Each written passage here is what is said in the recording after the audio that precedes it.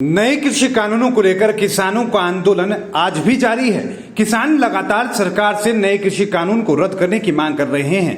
सरकार किसानों की बात तो सुनती नजर नहीं आ रही, मगर अपनी मनमानी जरूर कर रही है। अब ऐसे में किसानों का गुस्सा भी देखने को मिल रहा है, जिसका खामियाजा अब पत्रकारों को भी उठाना पड़ रहा है। हरियाणा के वरिष्ठ पत्रकार और अक्सर जनता की आवाज उठाने वाले कर्मों और धर्मों को भी इसकी कीमत चुकानी पड़ रही है।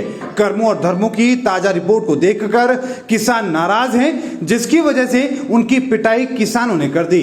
आपको बता दें कि लगातार जिस तरीके से किसान आंदोलन को लेकर जिस तरह की कवरेज अक्सर बाकी के जो पत्रकार हैं कर्मों धर्मों कर रहे हैं, उसको लेकर सवाल लगातार उठ रहे हैं। लगातार पूरे हरियाणा ही नहीं बल्कि पंजाब, उत्तर प्रदेश सहित देश के तमाम जो राज्य के किसान हैं आज भी नए कृषि कानूनों के खिलाफ धरने पर बैठे हैं। किसानों की सीधी मांग है कि नए कृषि कानूनों को रद्द किया जाए, लेकिन बढ़ते कोरोना संक्रमण को देखते हुए कई जगहों पर पुलिस और सरकार के दबाव की वजह से किसानों को उनके आंदोलन को खत्म करने की लगातार मजबूरी देने की कोशिश की जा रही है। लेकिन किसान अभी भी तमाम निर्देशों का पालन करते हुए अपनी तमाम मांगों को लेकर अपने आंदोलन पर बैठे हैं। लेकिन हाल ही में कर्मों और धर्मों जो कि वरिष्ठ पत्रकार हैं हरियाणा के, उन लोगों ने एक रिपोर्ट तैयार की जिसमें यह दावा किया गया कि अब कई ऐसे आंदोलन कई जगहों पर जो आंदोलन चल रहे थे वो अब खत्म हो चुके हैं। कई जगहों पर अब सुनसान जगह पड़ी है। जिस तरीके से दिल्ली की सीमाओं पर आंदोलन चल रहा था वहां पर किसान मौजूद नहीं है।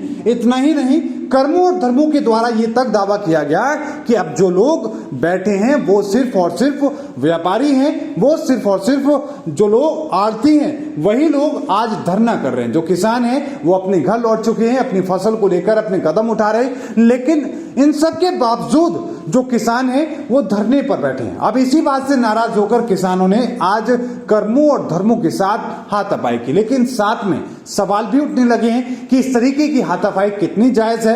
लेकिन साथ में सवाल ये भी उठने लगे हैं कि सरकार आखिरकार अपनी मनमानी पर क्यों टिकी हुई है, क्यों आखिरकार किसानों की मांग को नहीं सुन रही है, क्यों आखिरकार किसानों की जो मांगे हैं नए कृषि कानून को रद्द करने की, एमएसपी को लेकर कानून बनाने की, उसको लेकर कदम नहीं उठा रही है। और इस तरह के लगातार जो कदम उठाए जा रहे हैं सरकार के द्वारा लोगों को दबाने के, किसानों को दबाने के, उसको लेकर भी लगातार सवाल उठ रहे हैं। हरियाणा में अगर हम बात करें तो हरियाणा में आज भी भारी संख्या में किसान पूरी अपनी हिम्मत के साथ में तमाम निर्देशों के पालन करते हुए नए कृषि कानूनों का विरोध कर रहे हैं। सीधे तौर पर किसानों की मांग है कि नए कृषि कानूनों को रद्द किया जाए। लेकिन देखना दिलचस्प होगा कि सरकार इन नए कृषि कानूनों के खिलाफ क्या कदम उठाती है, इन नए कृषि कानूनों को कब खत्म करती है। लेकिन साथ में यह भी कि इस तरीके से जो किसानों का जो गुस्सा का सामना लोगों को करना पड़ रहा है, ये भी एक बड़ी चुनौती सरकार के लिए, प्रशासन के लिए है, क्योंकि किसान लंबे वक्त से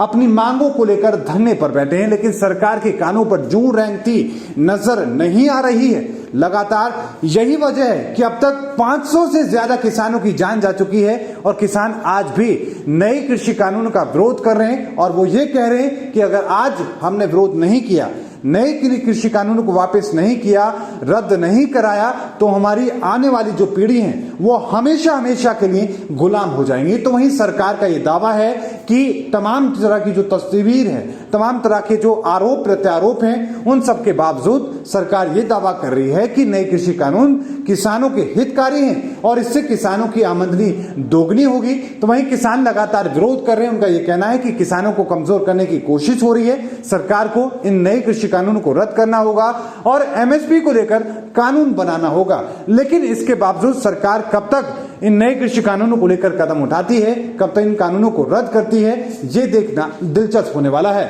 ब्यूरो रिपोर्ट, बिंदास हरियाणा।